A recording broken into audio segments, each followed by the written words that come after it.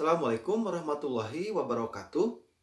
Berjumpa kembali dalam pembahasan materi PKN hari ini bersama saya Aang Supriyatna. Pada kesempatan kali ini kita akan membahas materi mengenai dinamika dan tantangan konstitusi Negara Republik Indonesia.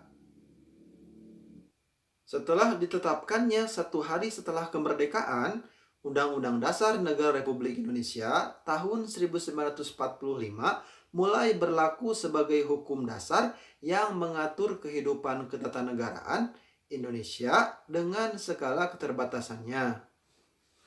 Sejak semula, Undang-Undang Dasar Negara Republik Indonesia tahun 1945 oleh Bung Karno dikatakan sebagai Undang-Undang Dasar Kilat yang akan terus disempurnakan pada masa yang akan datang.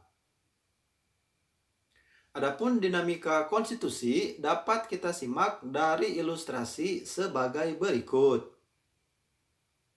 Pertama, Undang-Undang Dasar Negara Republik Indonesia tahun 1945 pada masa kemerdekaan, kemudian Konstitusi RIS pada tahun 1949 yang berlaku mulai 27 Desember tahun 1949 sampai 17 Agustus tahun 1950. Selanjutnya yaitu ada UUDS tahun 1950, yaitu periode 17 Agustus tahun 1950 sampai 5 Juli tahun 1959. Kemudian ada Undang-Undang Dasar Negara Republik Indonesia tahun 1945 pada masa Orde Lama, yaitu mulai 5 Juli pada tahun 1959 sampai tahun 1965.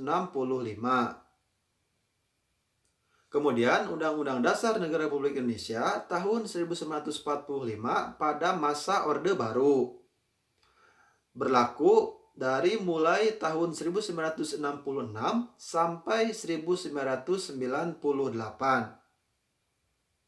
Dan Orde Reformasi dimulai dari tahun 1998 hingga sekarang.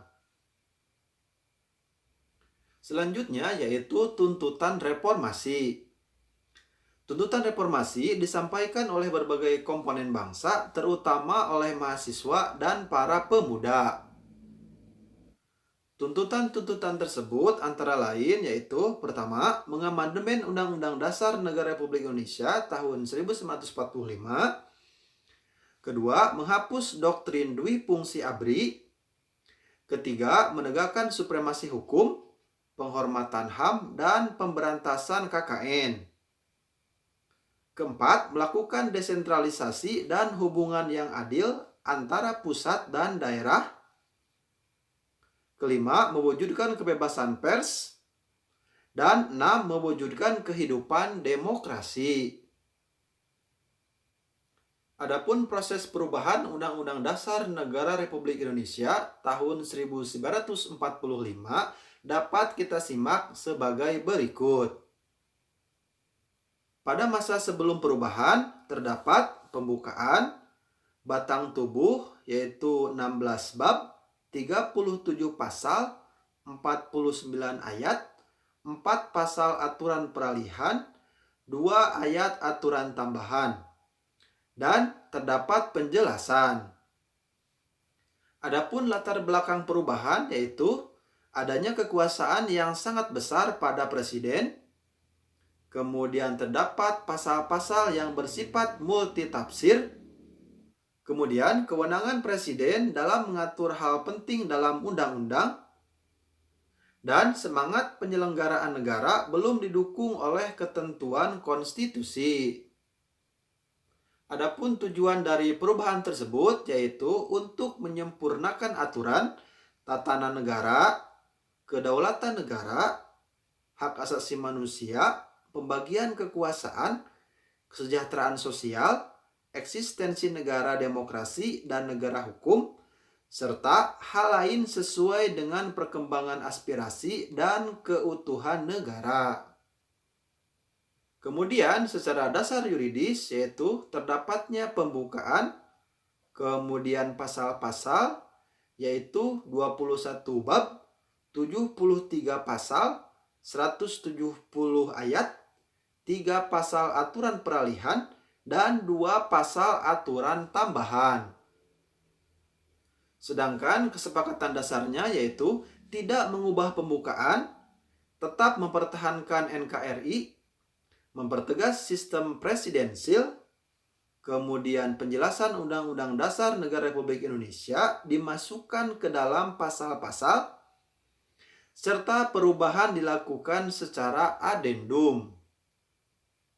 Adapun sidang MPR yang telah dilakukan yaitu pertama, sidang MPR pada tanggal 14 sampai 21 Oktober tahun 1999, kemudian sidang tahunan MPR tahun 2000 pada tanggal 7 sampai 18 Agustus tahun 2000, kemudian sidang tahunan MPR pada tanggal 1 sampai 9 November tahun 2001, dan sidang tahunan MPR pada tahun 2002 yaitu pada tanggal 1 sampai 11 Agustus.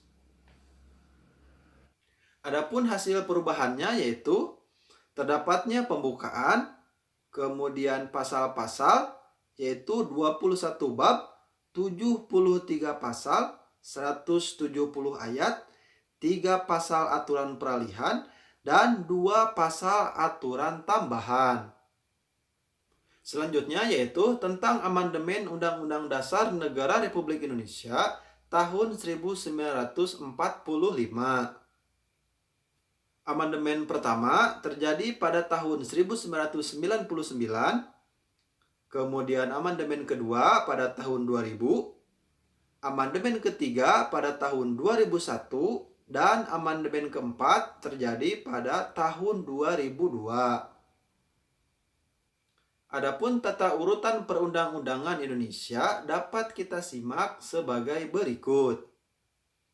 Tata urutan peraturan perundang-undangan menurut Undang-Undang Nomor 10 Tahun 2004 yaitu pertama, Undang-Undang Dasar 1945, kemudian Undang-Undang atau Perpu, kemudian PP atau Peraturan Pemerintah, kemudian Kepres, dan Perda.